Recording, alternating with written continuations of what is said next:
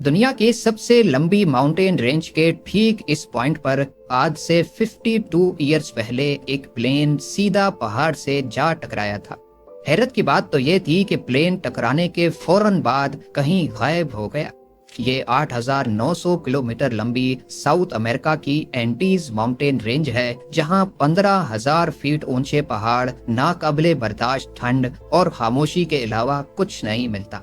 कई दिनों तक जब जहाज का ना मलबा मिला ना ही कोई डेड बॉडीज, तो अथॉरिटीज के सामने ये बात क्लियर हो गई कि अब कोई पैसेंजर नहीं बचा होगा।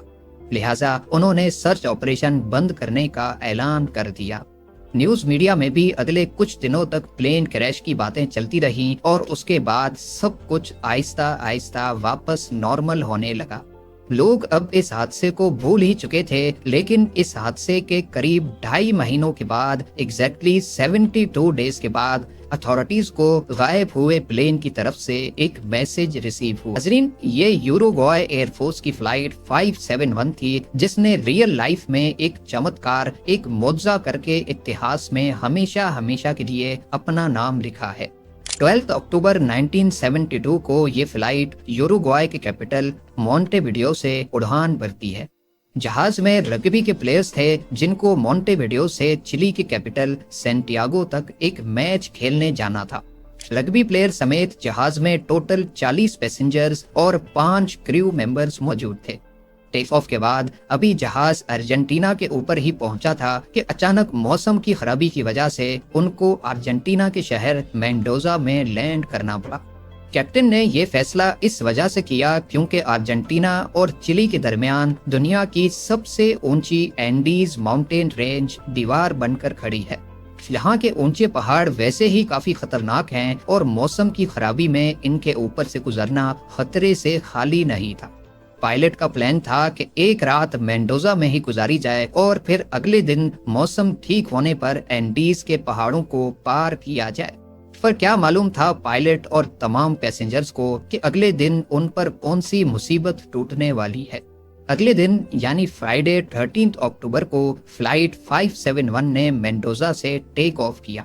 मैप पे देखा जाए तो मेंडोजा और उनकी मंजिल सैंटियागो के बीच सिर्फ 180 किलोमीटर का फासला है, लेकिन इन 180 किलोमीटर में सिर्फ एंडीज की 15,000 फीट ऊंची पीक्स हैं। लिहाजा फ्लाइट का प्लान रूट कुछ इस तरह का था कि पहले जहाज मेंडोजा के साउथ में जाएगा, अपनी हाइट गेन करेगा और फिर प्लेंचोन पास के बराबर पहुंचकर एंडीज की तरफ टर्न करके इन खतरनाक पहाड़ों को क्रॉस करेगा और फिर चिली के शहर कोरिको से दोबारा टर्न करके सीधा सैंटियागो पे जाकर लैंड करेगा।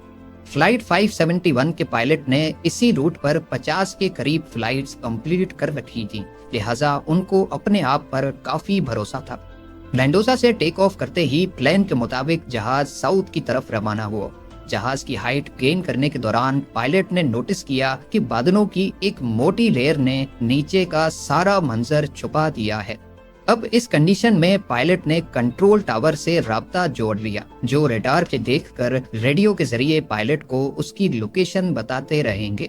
कंट्रोल टावर के अलावा एक और तरीके से भी पायलट अपनी लोकेशन का अंदाजा लगा सकते हैं।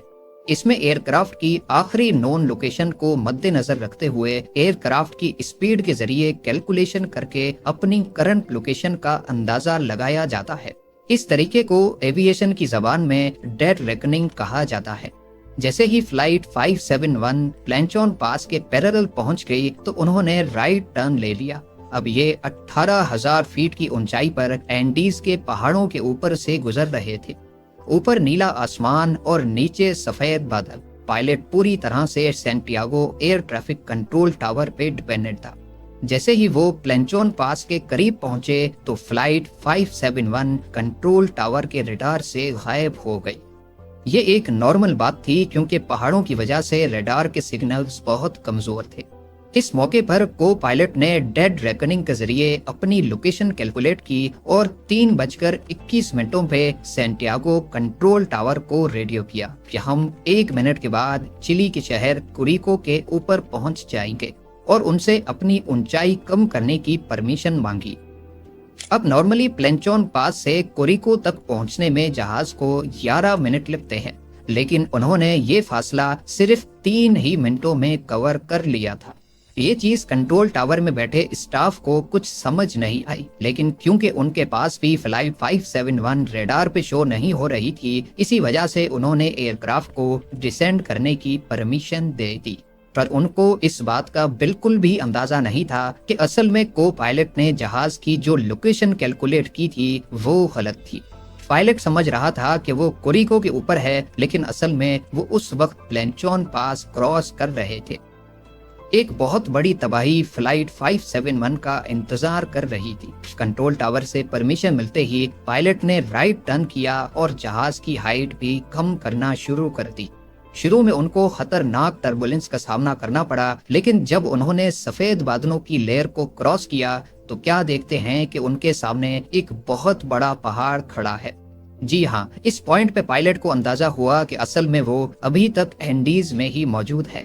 پائلٹ نے دوبارہ الٹیٹیوڈ گین کرنے کے لیے پوری جان لگا لی۔ پلین کی نوز اب آسمان کی طرف ہو چکی تھی، لیکن افسوس کہ شاید یہ چیز تھوڑا پہلے کر لی جاتی۔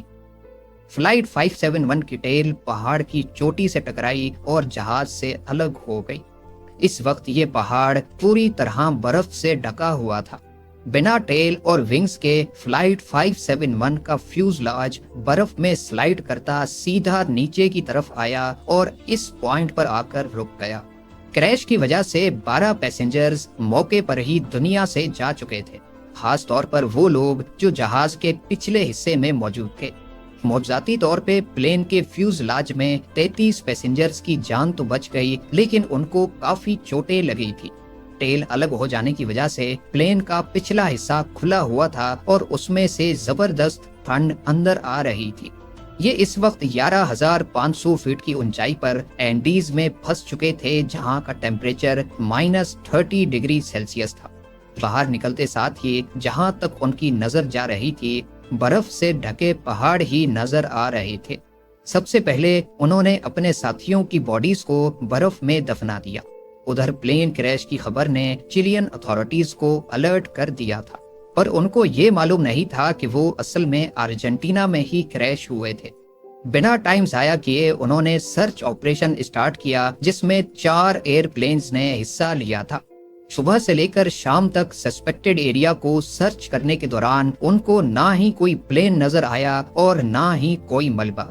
یہ ایک بہت ہی مشکل سرچ آپریشن تھا، کیونکہ نیچے سارے پہاڑ برف کی وجہ سے لائٹ کو ریفلیکٹ کر رہے تھے۔ اس سرچ آپریشن میں یوروگوائے اور ارجنٹینا نے بھی حصہ لیا اور اب ٹوٹل 11 ایئر کرافٹ پورا دن فلائٹ 571 کو ڈھونڈنے میں گزار دیتے۔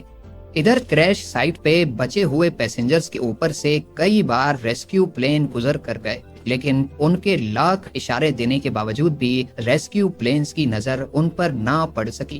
بعد میں انہیں ایک لگیج میں سے لپسٹک ملی، جس سے انہوں نے پلین کے فیوزلاج کے اوپر بڑا بڑا SOS لکھ دیا۔ لگیج بیگ سے برف پر کراس بھی بنایا، لیکن ریسکیو پلینز کی نظر پھر بھی ان پر نہیں پڑ سکی۔ ٹوٹل 8 دنوں تک سرچ آپریشن چلانے کے بعد 21 اکتوبر 1972 کو تمام پیسنجرز کو ڈیڈ ڈکلیئر کر کے سرچ آپریشن ختم کر دیا گیا۔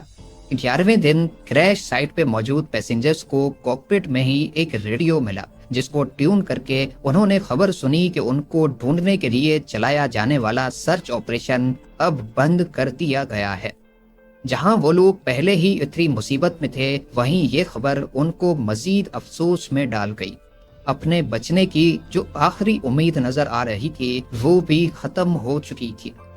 پہلے ہفتے میں ہی 5 اور پیسنجرز زخموں کی وجہ سے جان سے ہاتھ دھو بیٹھے۔ اب کریش سائٹ پہ صرف 28 پیسنجرز بچے تھے۔ انہوں نے جہاز کے ملبے اور لگیج کو اکٹھا کر کے پلین کے فیوزلاج کو بند کیا تاکہ ٹھنڈ سے بچا جا سکے۔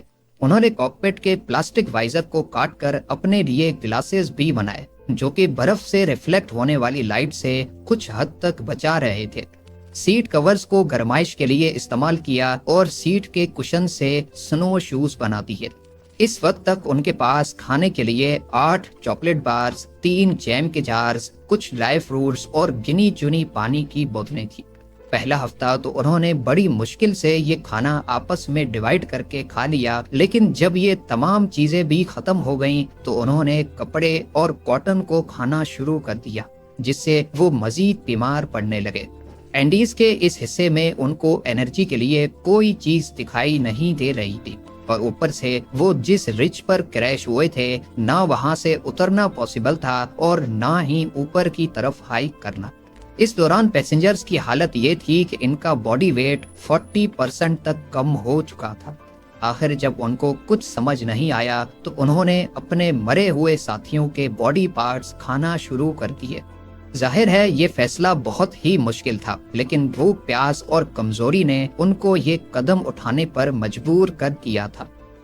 क्रैश के 17 दिनों के बाद 29 अक्टूबर को अचानक रात के वक्त एवलांच आया और उसने फ्यूजलाज पर बुरी तरह हमला किया। बर्फानी तोदे की स्पीड इतनी तेज थी कि पूरा फ्यूजलाज अंदर तक बर्फ से भर गया।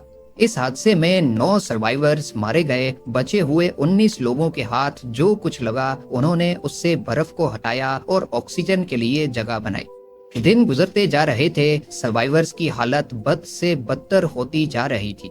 एक एक करके सारे मौत की नजर हो रहे थे और बचे हुए अपनी मौत का इंतजार कर रहे थे। 12 दिसंबर यानी क्रैश के 60 दिनों के बाद तक 3 और सर्वाइवर्स जिंदगी की बाजी हार गए।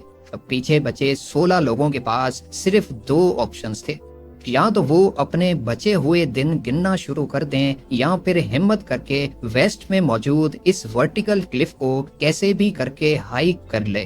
12 दिसंबर 1972 को 3 रग्बी प्लेयर्स पराडो, कनीसा और विजेंटीन ने वेस्टर्न पीक को हाइक करने का इरादा किया, इस उम्मीद में कि पहाड़ की दूसरी साइड ग्रीन वैली होगी जहां से शायद कोई मदद मिल सके। ये एक बहुत ही तकलीफ देने वाली हाइक थी, क्योंकि ना ही उनके पास प्रोफेशनल गियर्स थे और सबसे बढ़कर टेम्परेचर -30 डिग्री सेल्सियस था। इन्होंने हाथ से बनाए हुए स्लीपिंग बैग्स और जहाज की सीटों से बनाए हुए गर्म कपड़े लपेटे और हाइक पे निकल गए। पूरे 3 दिन तक लगातार हाइक करने के बाद जब वो आखिरकार पहाड़ की चोटी पर पहुंचे तो क्या देखते हैं कि पहाड़ की दूसरी साइड पर भी ऐसे ही बर्फ से ढके पहाड़ है। यहाँ भी ना हरियाली थी और ना ही जिंदगी के आसार। खाने की शॉर्टेज की वजह से एक जना वापस क्रैश साइट पे चला गया।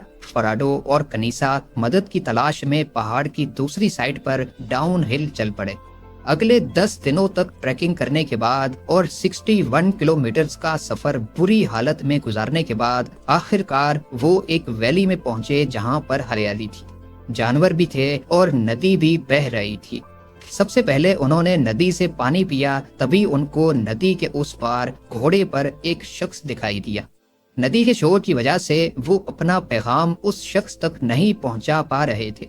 घोड़े पर बैठे उस लोकल को आइडिया आया और उसने एक कागज और पेन को पत्थर में लपेटकर नदी के उस पार फेंक दिया। पराडो और कनीसा ने उस कागज पर सारा माजरा लिखा और वापस फेंक दिया। वो शख्स घोड़ा भगाता हुआ ये लेटर चिलियन अथॉरिटीज तक लेके गया। पहले तो उनको यकीन नहीं आया कि 2.5 महीने गुजर जाने के बाद भी प्लेन क्रैश के सर्वाइवर्स अभी तक जिंदा कैसे हो सकते हैं, लेकिन अथॉरिटीज ने फौरन पहले पराडो और कनीसा को रेस्क्यू किया और उनकी मरहम पट्टी करने के बाद उनसे तफसील में इंटरव्यू लिया। 22 दिसंबर 1972 को यानी क्रैश के 72 डेज के बाद 3 हेलीकॉप्टर्स पराडो और कनीसा की निशानदेही पर क्रैश साइट तक पहुंचे। पहाड़ की ये चोटी देखकर पायलट भी हैरान रह गया कि इन 2 रग्बी प्लेयर्स ने बिना किसी गियर और एक्सपीरियंस के ये पहाड़ कैसे सर किया होगा। आखिरकार फ्यूजलाज में मौजूद तमाम सर्वाइवर्स को रेस्क्यू कर लिया गया और उनके मरे हुए साथियों को वहीं पर एक बड़ी कब्र खोदकर दफन कर दिया गया। उस कब्र के ऊपर कुछ पत्थर रखकर एक मेमोरियल बनाया गया जो उसी हालत में आज तक वहां पर मौजूद है। ये मेमोरियल आज भी हमें याद दिलाता है कि अगर इंसान हिम्मत नहीं हारे तो बड़ी से बड़ी मुसीबत को हरा सकता है। उम्मीद